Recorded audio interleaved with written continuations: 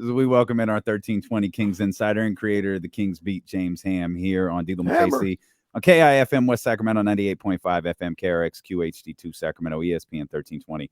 Always live on the free Odyssey app, live on Twitch, YouTube, Twitter, Facebook as well. We hope you hit the thumbs up and subscribe buttons. James, obviously, talking about James Harden. James Harden posted, "It's time to get uncomfortable," on his Instagram story, and KC caught a podcast with Austin Rivers.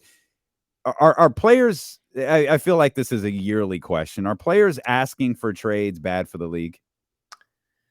Yeah, I mean, actually, by the letter of the law, they're not allowed to. They're not allowed to go public and ask for a trade. Well, to their defense, I don't think either one of them has.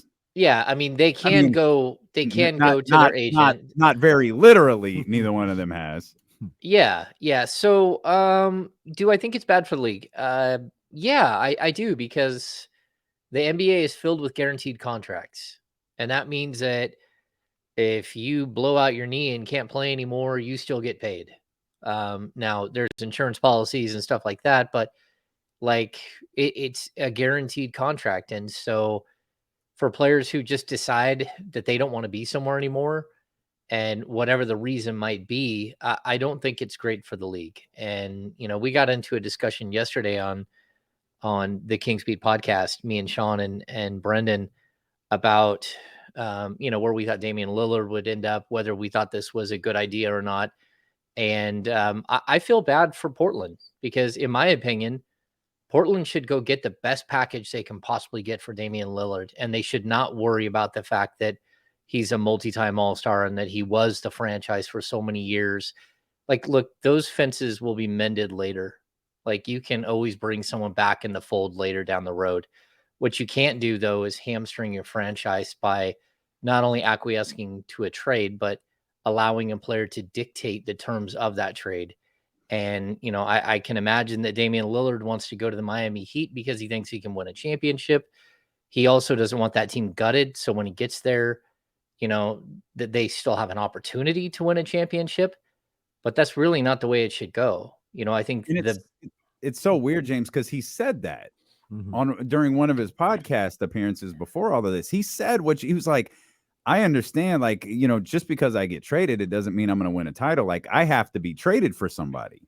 And what's the team look like after I get there? So, like, he knows that. So for this very public negotiation between these two teams to play out the way that it is, it's kind of it's kind of funny, given the fact that Dame Lillard's own words have acknowledged, I understand. I'm essentially what he was saying. I'm Dame Lillard. Like, it's going to cost a lot to get me. Yeah, I totally get that. And I think that very few times do we see a trade like, let's say, the Domantas Sabonis and Tyrese Halliburton deal, where it truly does work out for both teams. Like, we don't see that very often. And that, I think, it does unbalance the league. And it puts a situation where, the number is that OKC has 35 draft picks over the next 7 years. Like, I mean, what does that even mean? Like, now they're in a situation where they literally have to waive players. They have to waive players. They had to waive players last year who might be quality NBA players, but you have too many draft picks. And so, again, if I'm Portland, the last team I want to trade for is a team that's going to win a championship, because that means that any of the draft picks you get aren't going to be good draft picks. They're going to be, 25, 26, 27, 28, 29, 30 in the draft. That's not what you want. Like, you need to maximize value here. And that could hurt Damian Lillard's feelings. I don't like that his agent has been so transparent with this.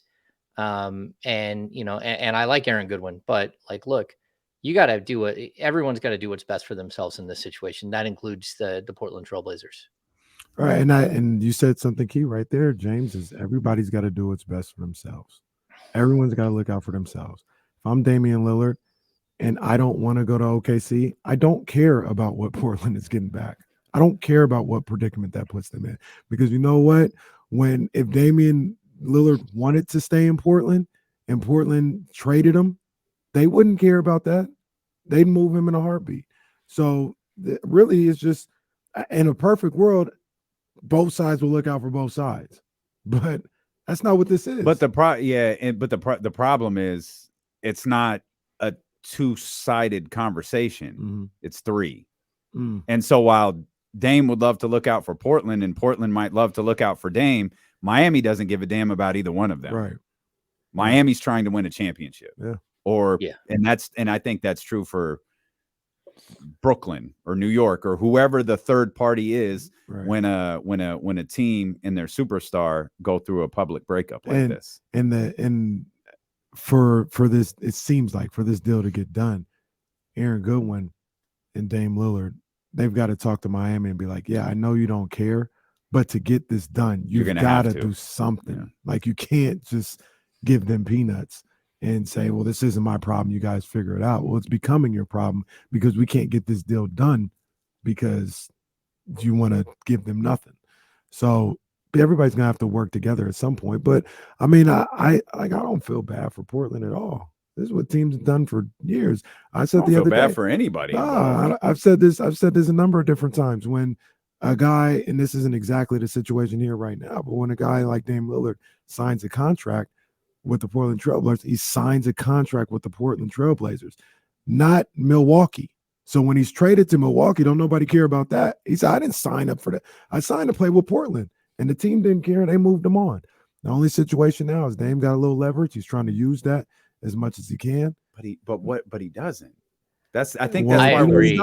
But you know what I always say. The leverage is Dame Lillard. He can say, I'm not going to play. Now, nobody believes he's going to actually go through with it, but he's the leverage. But the problem is, but I hear you, but does that really hurt Portland? No. I mean, it's not a good look for anyone. I just don't think it hurts Portland because of where Portland is as a franchise. Mm-hmm. Dame, you're not playing? That sucks. Mm-hmm. Yeah. Like it's and look, it can't come to that. Mm-hmm. Adam Silver can't let it come to that. Dame Lillard can't let it come to that. The Blazers, everybody involved can't let it come to that. I agree. But in the end, I just don't know that the leverage is there simply because of the amount of years left on his deal. I think it's so, and that he's still such a really, really good player. He has so many years left on his deal. There's not a lot of, you can't do the Rich Paul thing, or you can acquire Anthony Davis if you want to. He's not going to sign here. So everything you're giving up for a year and 2 months. Mm-hmm. That's it. If you want to do that, hey, by all means. Otherwise, he's signing with the Lakers. And like I said, sorry, Jay. Like I said, you report, my back hurts. I'm cashing them checks and I ain't playing. Well, okay, so there's a couple of things here. Number one, like Bradley Beal was in sort of a similar situation, except for Bradley Beal, for some reason, had a no trade clause. Where how does Damian Lillard not have a no trade clause? That's a good question. So that's a big question. And if he didn't want to be in this situation, then he should have had a no trade clause. And if his agent didn't want him to be in this situation, he should have negotiated a no trade clause into his contract. So when you don't do that, you leave yourself open. Now, if Damian Lillard was to say, here are 5 teams I would like to play for, and if there's a 6 or a 7 team out there that really comes hard, and we'll think about it, that's one thing. But to say that I only want to play for one team, I mean, 2 things. Number one, that totally kills the Blazers. Number 2, what does that really say about him? Like, I'm just going to throw a fit, and I only want to play for a team that was in the NBA Finals last year. I haven't been able to win a single thing in Portland, and I only want to play for a championship. And to me, that's just like, I get it. Like, he's a great player, and he's the heart and the soul of that franchise. But that's just such craziness that I can't get past it. Because, again, it makes me lose respect for him as a player in this situation, because you don't get to pick and choose whether you get to go play for a championship or not. That's not sports. That's just, you're cherry picking whether you're going to get to play for a championship. And it's one thing to go sign a league minimum deal and take a $2 million, $3 million deal and go try to climb on board one of these championship teams and play for a ring when you're in the final years of your playing career. It's a whole other thing when you're holding a franchise that has not only has Dame been really good for them, they've been really good to him as well over the last decade. So he's holding them ransom at this point, and I don't get it. So like I think at some point it does actually hurt like his brand, it hurts his legacy, especially if it goes totally sideways here. And what does that mean? If he wins a championship, what does that even mean? Like, okay, you held a franchise completely over a barrel and you got to go win a championship with a team that already went to the NBA finals last year. Like, so how much did you even mean? And maybe if you put them over the top, that means something, but same time, like it's just dirty business. I still agree with Paul Pierce. I don't think that team's. I don't think you will ever in my lifetime hear me spout those words right there. Not even one time will you ever hear me say that. I never thought I'd say it. Paul Pierce said that team getting eliminated in round 1. Now maybe that's a bit excessive. If I take the Paul Pierce-ness off of it, I think I get the point that he was saying. I'm not totally sold on Miami with Dame there yet, but I do think we'll get there. And we'll get the opportunity to see, the only person I feel bad for in this situation, the only entity I feel bad for, it's not Portland, it's not the fans, it's the team that's stupid enough to acquire James Harden. That's who I feel bad for. No one else. Everybody else. Don't feel bad for them because they made the decision. Well, you're right. That's a good point. That's a good point. Hammer, we were talking earlier with Kyle about like moments like memories of covering sports, not as a sports fan, but as like James Ham, Kings insider. Do you have a favorite memory covering this team? Or I mean, you've covered, you covered the Warriors too. You've covered a number of NBA finals. Do you have a favorite memory covering sports? Yeah, I mean, getting to go into an NBA locker room after Game 7 is special. So like those moments stand out. I've had that opportunity twice. I was in the building in Toronto when Kevin Durant popped his Achilles, and the fans in Air Canada Center or whatever they want to call it now, Scotia Bank or whatever, I'm not sure. They started cheering, and Kyle Lowry took the mic and chastised his own fan base for being disrespectful.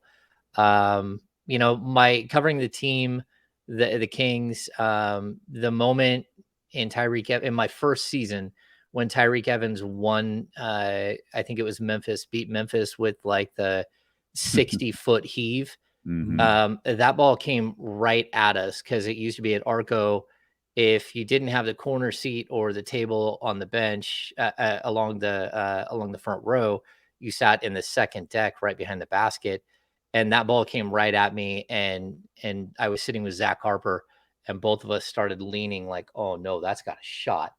And then watching Arco light up like a candle was really cool. So I don't know, like my favorite. Good one. Yeah, that was a good one. I don't know. Were you in Cleveland? You said multiple Game 7s. Were you in Cleveland? No, I wasn't in Cleveland, but the Cavs won Game 7 in Oakland. Oh, that's that. Yeah, not in. Yeah, that's what I meant. I meant the Cleveland series. Yeah. So I was there for that. I was there for the game when J.R. Smith stopped playing in the middle, like with no time left. Yeah. Like, what are you doing? What's happening? The moment LeBron knew he was going to Los Angeles. No, the moment was, when that video came out the next day where LeBron's looking at Ty Lue. We didn't have a timeout. And Ty Lue goes, we had a timeout. And you just see LeBron's life leave his body. And leave Cleveland. And leave Cleveland. It was LeBron's spirit was in front of the Hollywood sign by the end of the night. Well, I remember like in the Cavs locker room while we were in there, like there was a report coming out of Cleveland that someone had stolen a fire truck and was driving down the streets with like hundreds of fans loaded on the fire truck, going crazy, like Code 3, like. Yeah. So, and then the video pops up and I'm sitting there with Iman Shumpert, and me and Iman Shumpert are watching video of the fans, like driving around on a stolen fire truck. So Yeah, those are the fun ones, like where you're in there, just like covering a Niners game or covering a Raiders game or covering an A's game. All of those are like highlights too, because anytime you get to go outside of your sport and sort of feel what it is to cover a different sport like that is really, really interesting and fun. Like baseball, I would cover baseball any day because you're so used to the pace of basketball. But a guy hits a 3-run homer in the ninth inning, and you can rewrite your entire story on the next 2 pitches. Where at the NBA level, man, you're just praying for a game that's 6 points with a minute and a half left, so you actually have an idea who's going to win. Because if not, you're going back and forth, and you got 2 separate stories completely written about whether they won or whether they lost, and you're waiting for the final seconds and seeing how it ends. Hey, Ham, doesn't even include hi Drake. No, that's true. Or Jacques Vaughn. Well, I'm not gonna take that from Jacques. I'm not gonna take that from Jacques Vaughn. Hey, have you like traded in your fandom for your profession? I hear that a lot of the time about, well, I can't be a fan of such and such team because I cover them, and I understand the professional aspect of it. But I mean, look, I cover a team. There's no hiding. I want the Kings to win every time. I want the 49ers to win every time. Like, I always thought, like, before I got into the business, that was always like, so I was kind of crazy, right? Like, if you're still able to do your job, I think you should be able to say, yeah, I'm a Kings fan. It's when you can. It's when you are doing things that I don't want to say unethical, but when it's clearly like there's no objectivity in what you're saying when you're reporting facts, that becomes a problem. But have you been at that point where you're like, yeah, I'm not a Kings fan, I just kind of cover them? No, you have to check it at the door. There comes a point where like you can't be both. Like there are things you got to ask players that aren't nice. There are things you have to ask coaches. I remember it's one of the things, the beauty of working with Brendan. It's getting to see like the coverage side with like fresh eyes again.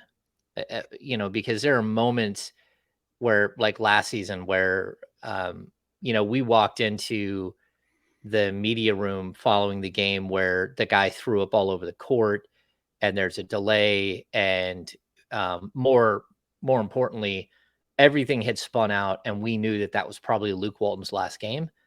And you got to walk into a press conference room, and that whole entire room is quiet, and everyone knows that like what's about to happen. There was no shock at all.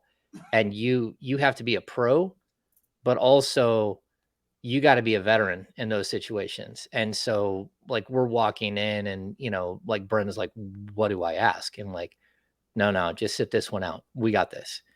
And so it becomes like me and Sean and Jason Anderson are the only ones in the room asking questions. And that's because everyone else in the room, they're trying to get through it. They don't know what's happening. So there are these moments where you're reminded very, very clearly that you cannot be a fan, that you have to walk into that room and be absolutely brutally honest and ask the questions that have to be asked. And so like if I'm sitting there and it's game 81, 82, or whatever it was, game 75 or whatever, 76, when the Kings clinched the playoffs, did I get emotional sitting there covering the game? Yes, certainly. I got chills. Did you wipe pretend tears from your face? I did not. No, Oh. I was able to Were you trying really hard to cry and couldn't? No. Okay, no. I'm just asking because that was No, but I certainly felt it, and Sure. like those are moments, but those are like, you've covered these guys every day for years. Like I've covered De'Aaron Fox every game of his entire career. Like there is not a game that I haven't covered that De'Aaron Fox played in.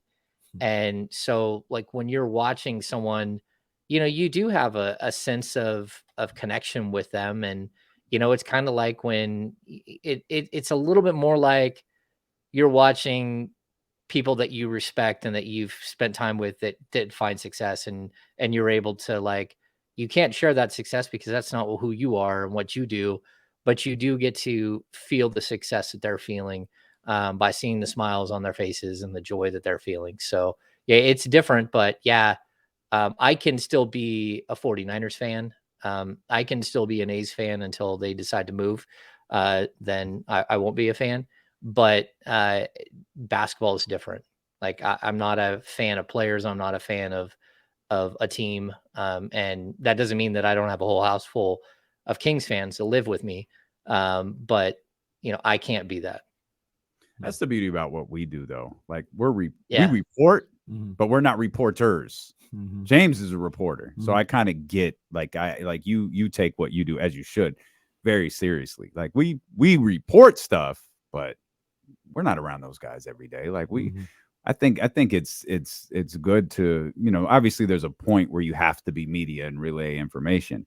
But I always feel like one thing that makes this show like fun is we talk about it as fans. Like, we talk about what we see as fans and interact and watch the game from a fan perspective. Now, if there's something we have to report, like, we'll do that. Like, we take that part just as seriously. But it's why we can be a little less buttoned up than James. Yeah, and I'll say too, like, it's not just the highs and the highs, because I've seen some of the worst, basketball you're ever gonna have to see. What we came into this season, I was 240 under 500. I don't know what my new win percentage is. Yeah. So what were they? 16 games over 500? Is that what it ended up being? Let's start a Mike Brown record. That's all that matters. Your Mike Brown record is the only thing that matters. Yeah. But I'll tell you, like, some of the hardest moments for me, probably the worst moment for me, covering the team. Well, I don't know. There's been some bad ones, like when, like, a district attorney files charges, domestic violence charges against a player that you've had a relationship for years. That's tough. And that's happened. But the Rudy Gay injury, that got me. That was hard to watch. We had spent a ton of time with Rudy. I've said this before, Rudy was always Switzerland in the locker room. Like, he was everyone's friend, and that's not an easy thing to be in an NBA locker room, especially in that NBA locker room. And like, he had put his heart and soul into what he was doing. Right when he got here, his wife had their first son, and then they had their second son. And so, like, we watched Rudy Gay sort of grow up and do his thing at the NBA level. And he was in Sacramento for 4 or 5 years. We knew he wasn't coming back. Everyone knew he wasn't coming back after that year. But to watch someone who's about to go into free agency and who has potential to go make a bunch of money and go have more success, and watch it all come crumbling down and having him pop his Achilles on the court. And it was right in front of me. So I was sitting on the set, and it happened right down below. And as soon as he went down and he started hitting the floor with his fist, he knew what it was, but I did too. And that was hard, just because of what kind of dude he was behind the scenes, and the relationships that you'd built with him. So yeah, you do feel things. It's just, you're not allowed to feel them in the same way. And, the rule is you have to remain stoic in the press box, right? That's the rule. You're not allowed to celebrate. You're not allowed to kick the chair or slam your fist down. It's just part of the rules. Oops. That's why I choose to stand in different areas during playoff games, only during playoff games. Why? I wonder why that is. Like, if we see something spectacular, my thing, and I understand James is different than myself and you, right? He's got to, do things differently than us. But I always, my outside perspective, right? Outside, like, it's when you listen to, once again, that's different too. But when you listen to, like, announcers, right? We all got in this. Well, a lot of us got into this because we loved what we were seeing. We loved the games. We loved the players and the way they played and all this other stuff. So if something spectacular happens out there, I always found it weird that you have to shut that off. You can't do that. Somebody dunks on somebody. Oh my, woo! Like, you can't do that. Are you not supposed to do that? Because I do that I did that a lot. You're not supposed to. Like, whoa, go Kings. It was like, whoa. Yeah, I think there are moments like sitting, like me and Sean sit next to each other every game, and we sit there and we talk trash the whole time, and we go back and forth. And like, if you just recorded what we say during games, you'd like it's comedy hour. Like, You know there are what certain Mark Spears does?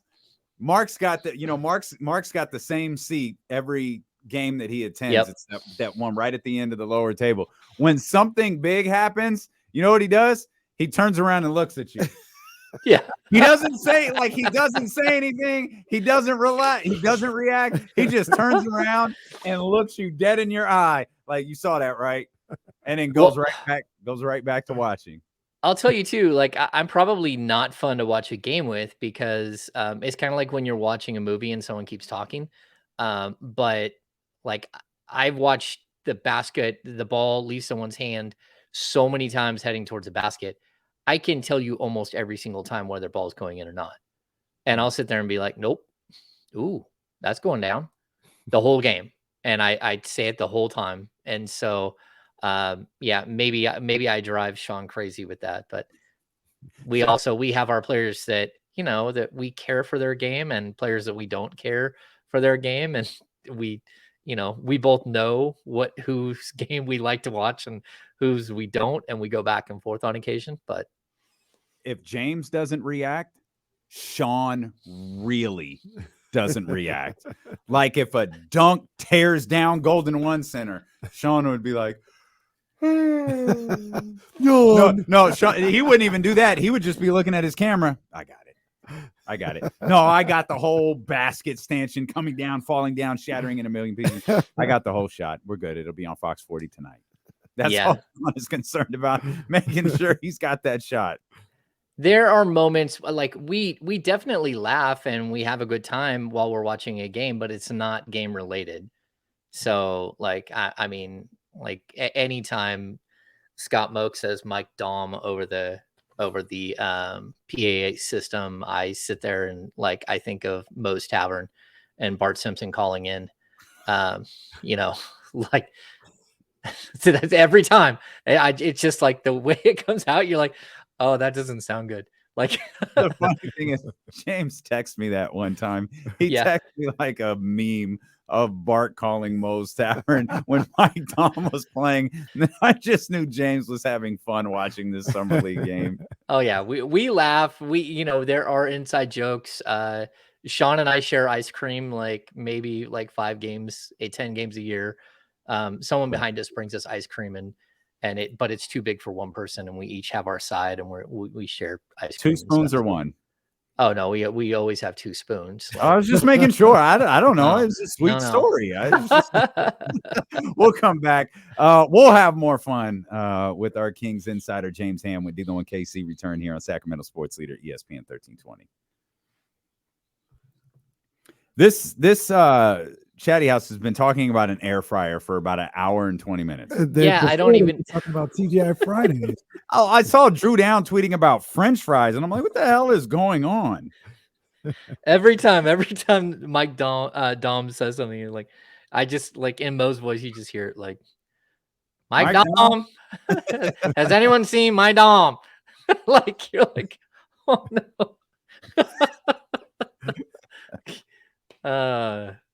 Anyway, goodness gracious. Yeah. Oh, good stuff. Yeah. Yeah, I don't know when it was like the switch. It was early, like one of my first, I think it was my first media day, where you learned like it was a different world, and if you were gonna live in it, you had to, number one, you needed to like speak. You needed to like not be afraid of the moment. And then the other thing was you could not be a fan. Like there's no, like getting used to standing next to 7-foot tall people all the time took some time to get used to. And then like when Taco Fall walks in the building and you're like, what in the world is going on? Like that dude has to turn sideways to walk through a door frame. Like just huge people. And that's part of getting used to it, but I don't know. I think he got some style. I saw Taco Fall in like some summer league fits or something. Yeah, looks good. You got that Kenny Caraway look going? I see that today. A little bit. You know, I'm just a little bit. I mean, Kenny's birthday's tomorrow, so trying he's to keep cool, man. I'm just trying to keep cool. He's on a vibe. We're just 105, man. I'm just trying. I can't even. Is that a 49er shirt? No, it's Michael Jordan. Oh, okay. Yeah, I can't fully make out what it is. It's a. I don't. It almost looks like a wide receiver on your left shoulder. This one? Yeah. That's when he did the oh, now I see it. Yep. Idol. The Rock the Baby. Yep. Either Rock the Baby. No, Kiss the Rim was a windmill. Mm. Nobody dunking like Jordan out here, boy. Nobody. Jordan, he would do a windmill, but he just lean a little bit. Throw it in there. You know, the only one that I enjoyed watching dunk as much as him is Vince. Like Vince in-game dunks, incredible. Amazing. Yeah, his ability to levitate, just sit up there. You're just like, what in the world is happening? Levitation, Holmes. I say it all the time. It's one of my best takes of all time. Oh. Uh-oh. Michael Jordan just the world had never seen anybody play basketball like that. The way he moved. Yeah, we have the calls to prove it. Right. The explosiveness, the quickness. Like to a certain degree, you see a LeBron. And, you know, you see that stuff, right? Like people move like that nowadays. 84 to 93, nobody had ever seen people playing basketball like that. Like even like somebody who's like super athletic, like Dominique Wilkins. He didn't play like Michael Jordan. Yeah, Dr. J is the only one that was like, he did some of the aerial stuff. Mm-hmm. Yeah, and I've always like Rudy Gay, when he was on and attacking the rim, he does some incredibly like beautiful basketball, right? And it always reminded me of George Gervin. Like when he wanted to be great, Rudy could be really, really incredible.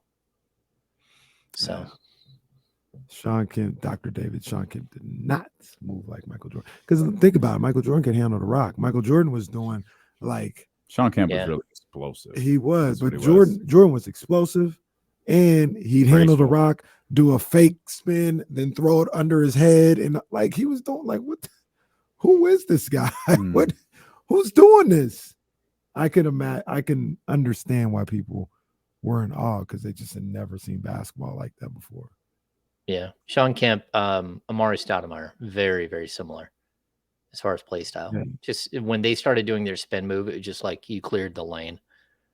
Not you're going to catch an elbow or something. Then Sean Kemp was like, I think he was like 92, but he's post 93. I'm talking like in 1985, the way Michael Jordan was playing.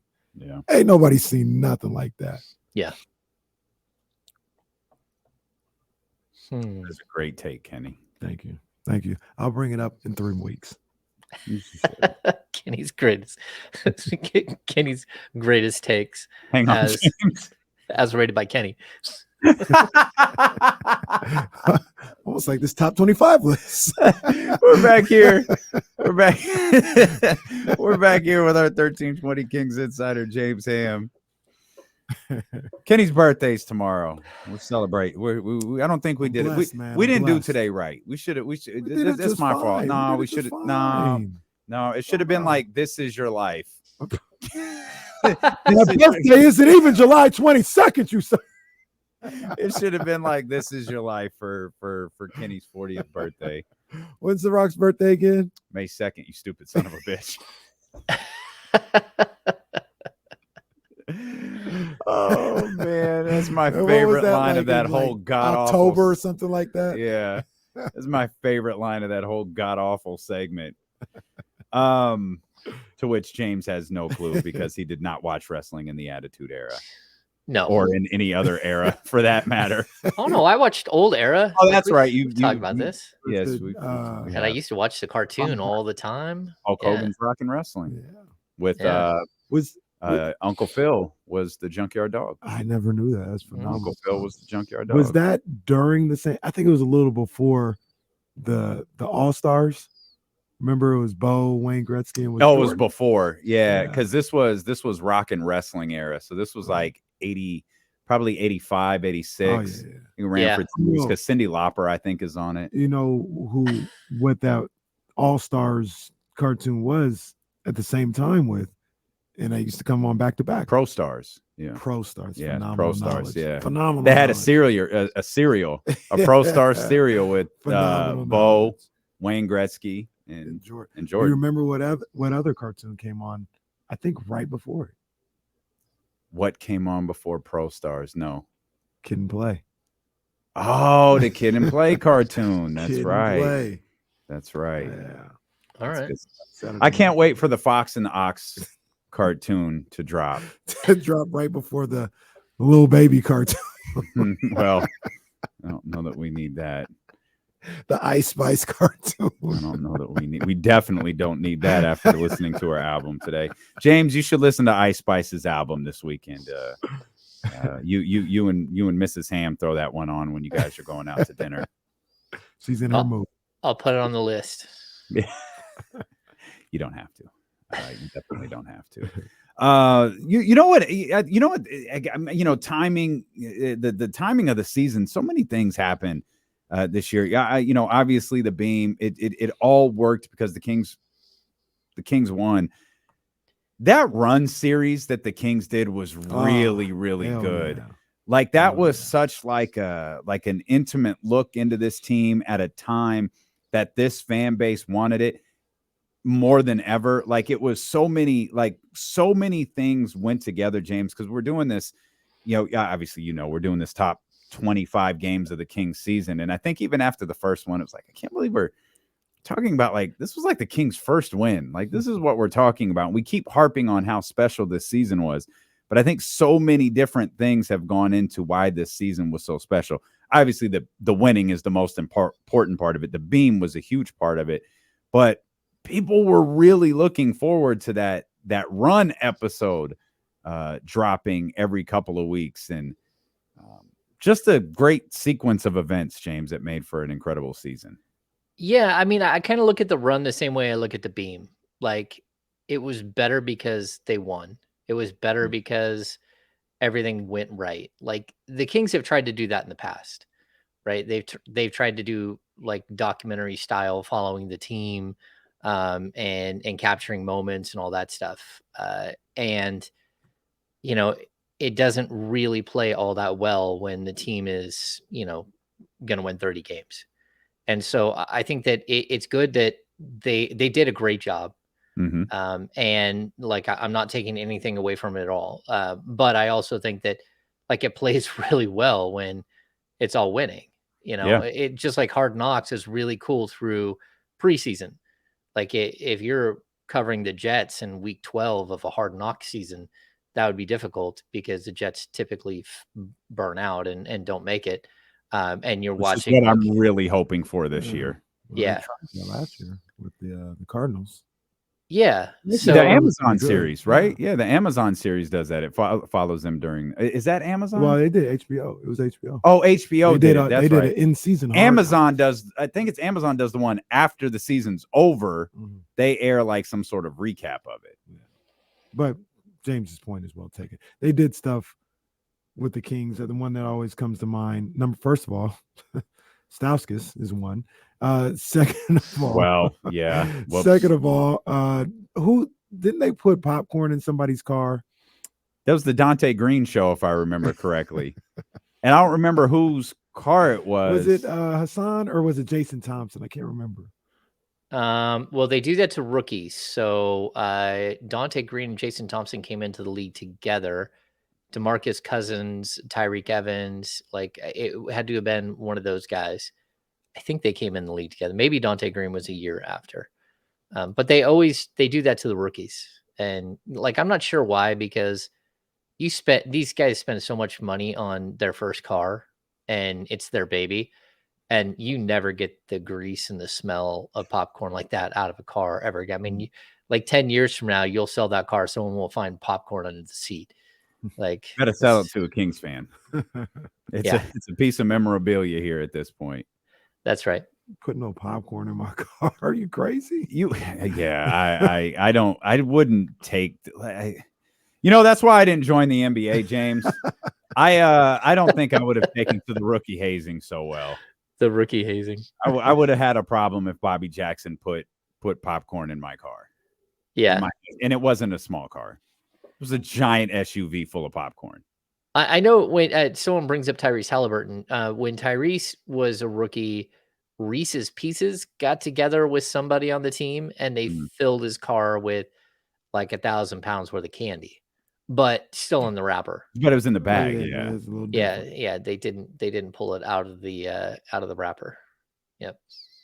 You were talking about the press conference, the puke guy press conference. Obviously, I wasn't the biggest fan of Luke Walton. I do feel bad for coaches. When they get fired, it's very difficult to publicly lose your job. But I felt really bad for Dave Yeager because Luke, like you could say, like the writing was on the wall. Like you still maybe trying to figure out what was happening. We knew at Christmas Dave Yeager was going to be fired, and I feel like if we knew, Dave knew he was going to be fired, and that sucks. Like I like you talk about moments that you felt bad for. Like that's tough, man. I felt bad I legitimately felt bad for Dave Yeager. I thought that was so unfair. I remember talking to Dave following shoot around on the opening day of the season, and he's like, "So what's the over under?" I got 20 games, and I'm like, "What are you talking about?" And he's like, "Oh, dude," he's like, "I might have 20 games here," and I'm like, "Are you kidding me?" I'm like, you already feel like it's going to go that badly? He goes, "Oh, I don't think it matters how badly it goes." He's like, "I think I got 20 games." And we got to game 20 and they were winning. And lo and behold, a piece came out that Dave Yeager is still in the hot seat. Like at game 20, like he knew exactly what was happening. We got to the end of that season. He had heard the same thing we had heard. We had all heard that Luke Walton was going to be the head coach. And they just kept winning and it was fun. And then they didn't, towards the end of the season, they melted down just a little bit towards the end and that was it. And so you kind of knew that that's where it was heading. And then I've been through a lot of coaches getting fired and then being there for the last day. It's always awkward. It's always unfortunate. And it's not something you look forward to because like the players, I mean, we talk to a head coach every single day. Players, it's on a rotation. Like coaches, we talk to every day. And so you feel bad for him because, he cared. He wanted to be there. He wanted to win. And he did a lot to win. And at the end of the day, these things happen.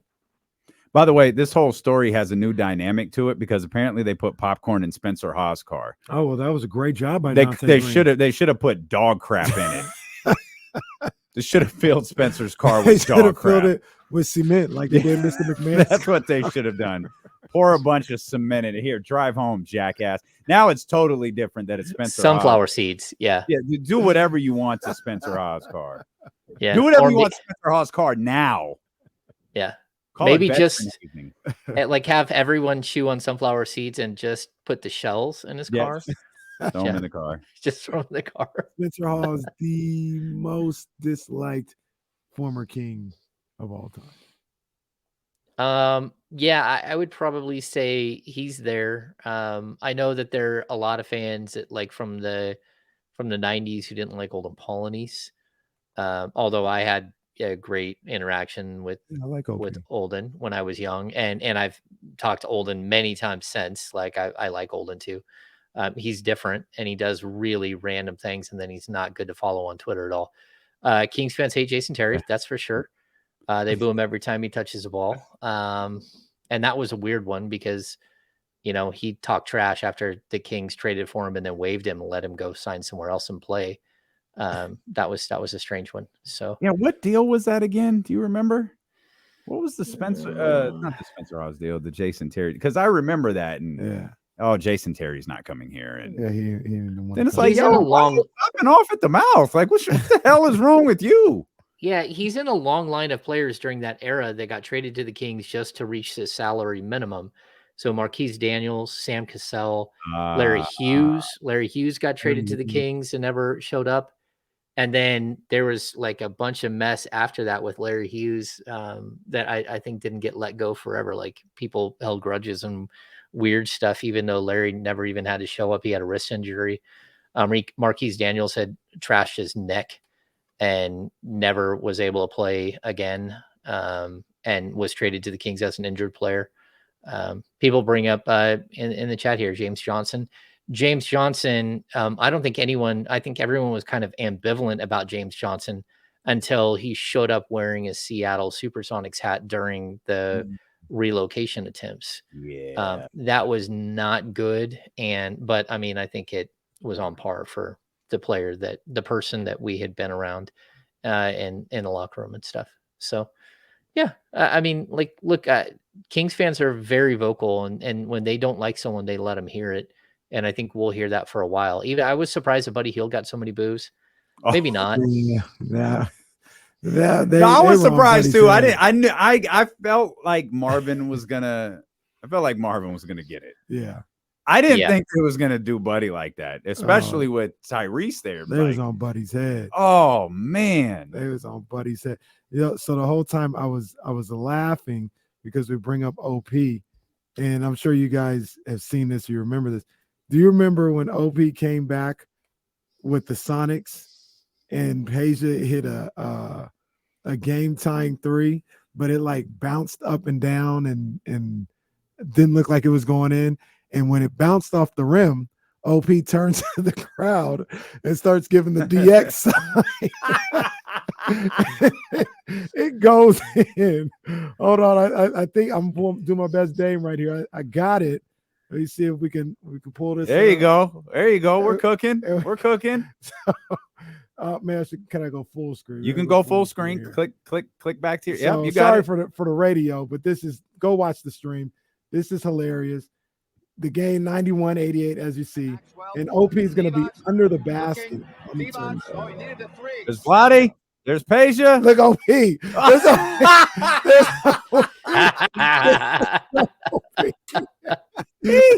That was hella aggressive too. That was aggressive. Aggressive to quite aggressive. I'll come back and watch this later. But there's OP. Look at he was ready for it. Oh man. He turns, yo, that is crazy. Run it again. What? He stops playing. Watch him. Look, he stops playing and just turns. Look at your boy. Yo. OP on the ban list. OP on the ban list for that. Oh man. Look at young Peja. Oh my gosh. Was Peja 13 in that video? Yeah. Hey. No, that was an all-time. That is comedy. So I've told you guys. Well, I know I've told this story on the podcast, but when I was young, I was with some buddies at Incredible Universe, the old Fries. But before that, it was Incredible Universe. And Incredible Universe at that point, they had a karaoke booth, and so you go in the karaoke booth, and they had cameras, and you can even record it and all that stuff. Anyway, OP was signing autographs, and I got in the line at the very end. My friends are like, "What are you doing?" I'm like, "Hang on one sec."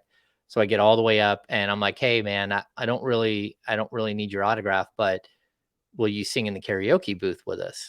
And Olden's like, "Nah, man." So he signed, and I'm like, "Come on, man, I'll let you choose a song." He's like, "Okay." So we went over to the karaoke booth, me and Olden Polynice, and then like 3 guys that I used to know. And we went in he chose Teddy Bear by Elvis, and we sang Teddy Bear by Elvis in the Incredible Universe karaoke booth with Olden Polynice. And like it was an experience. Me and Olden shared a mic, even though he was like a foot and a half taller than me. And we it was a good moment. Olden Polynice still doesn't erase what we just saw, James. No, still doesn't erase what we just saw. Olden used to train people at the gym I used to work out in LA, and I was working the front desk, so every time he came in, I would talk to him, and he was really like while I was working there. I don't know if he remembers me now, but we had a good relation. Like, he was really nice when he would come in. He'd be pleasant. We talked basketball for a little bit. I'd see him like almost every day.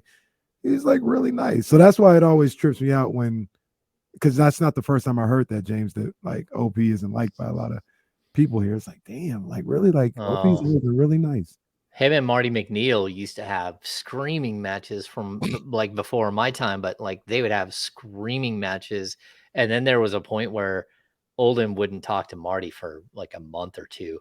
Like they did not get along at all. And I think you could accuse Olden of being a little bit of a stat chaser on the rebounding side, but I always thought he was solid, and he was part of the team that I think he was part of the team that broke the 10-year drought, the original 10-year drought, 95, 96.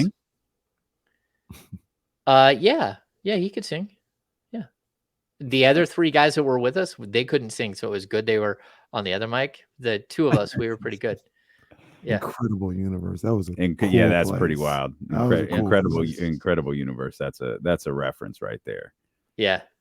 Incredible universe. Was Keegan Murray at the mall this year? Did they bring Keegan Murray to Arden Fair? To Arden Fair. I think they did. I feel come meet your newest Sacramento King. That's a good question. Where is the King going nowadays? I don't think they'd bring him all the way out to the Galleria. They ain't taking him to Arden no more. It used to be Downtown Plaza. So like I remember they did the draft when they drafted, what was it? Tyus Edney and Corliss Williamson. Oh, cool. Yeah, and then I think they also did the Brian Grant, Michael Smith, and I think it was Evers Burns is the third big. My goodness, James. Yeah, that is a reference right there. Yeah, it was either Evers Burns or it was Ricky Menard, and I think it was Evers Burns. Yeah. Name that king with James Ham. Yeah, that stump James Ham. We should do that show. They used to have that. They build a big stage for those guys, and you go and like right at where Santa Claus would be. Didn't Thomas Robinson go? Wasn't he at Arden? Sure, that checks out. That checks out. Is that time? Like, I don't know when they stopped it. Keegan went somewhere last year. Somebody in the chat, they said they still go to Arden. I think he went to Arden. So. Yeah, I thought so. Yeah, that's dangerous. Like that's bold. It's a bold move. Maybe they'll go to that Elk Grove Mall that they've been talking about for 20 years. Actually, that's called Sky River Casino. Yeah, there you go. Go to Sky River Casino. That was supposed to be a mall for like 15, 17 years, and then they said forget it and built Sky River. That was a good job. Get in on the action. Sky River Casino is the place to play. Yeah. Of course. They can't get in. Not every Monty McNair's picks can get in, but you got to be. You have to be 21. Victor Wembanyama wouldn't be able to. Victor can't get in. Hey, Wemby. All those Blade picks waiting at the door. Frank Mason's like, "See you boys when I'm done." Him and Justin Jackson stroll in. That's why De'Aaron and Harry with Kobe Jones. He said, "Hey, look, if we go to Sky River, got to get him in. Got to get the rookies in here. And Slauson, Thompson twins. Yeah, Thompson twins ain't gonna make it. They're the youngest kids in the draft, aren't they? Yeah, they're super young. I like those guys. I'm excited to watch both of them. Yeah, me too. Their success would mean a lot. I mean, obviously, I think them getting drafted at 4 and 5 means a lot for overtime elite. But if those guys show something their rookie year, that whole overtime elite program is going to blow up. Yeah, even more so. I love it. Hey, what are you doing tomorrow? It's your birthday, man. What am I doing tomorrow? Well, yeah, not James's birthday. I got a photo shoot, of course. And then look at this guy. I'm probably gonna do something with the car. Like no, I don't think the car's gonna be involved. I don't think it's just gonna be me. You know what I'm saying? And then go get some good food. Okay. Yeah, go get some good food. Very good. Yeah. But other than that, I mean, it's gonna be 107 tomorrow. Be in the house. It's 103 here today. Like, yeesh. That's how my birthday should be, though. I need them triple digits on my birthday. It's only right. All right. Well, it's cooling down. It's going to be a calm 96 next week. So it's peaking. I think today's the hottest day, but tomorrow's. Yeah, it's only a 2-day thing. It's Friday and Saturday, and then it slows down. It says it's going to peak at 109 today, 107 tomorrow, then a cool 99. There you go. Take that. It's frigid. A frigid 99. Get your jackets ready, folks. We got 91 degrees coming up on Thursday. That's hot. Yeah, it's still pretty warm, man. That's still pretty warm. Well, happy birthday, man. Thank you, man. I appreciate it, bro. Yeah, happy birthday. Happy 40th. Happy birthday, dude. Thank you, man. Yes. Oh, so it is a big one. Yeah. 4-0, Yeah. baby. 4-0. Remember that KC used to be like the over the hill one? Now it's like, no. Started. We just getting Yeah. started at 40. Although Just getting Kim started. said I was senile.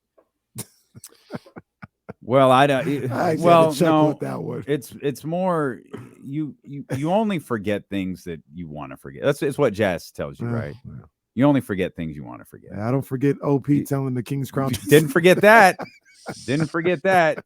You can tell me how many rebounds Domantas Sabonis had on November 13th, but hey, Kenny, pick up some trash. Can't remember that. Pick up some milk on the way home. Sorry, I forgot. Blew my mind. I stopped to get strawberry soda and Hershey's cookies sunflower and cream. seeds. Yeah.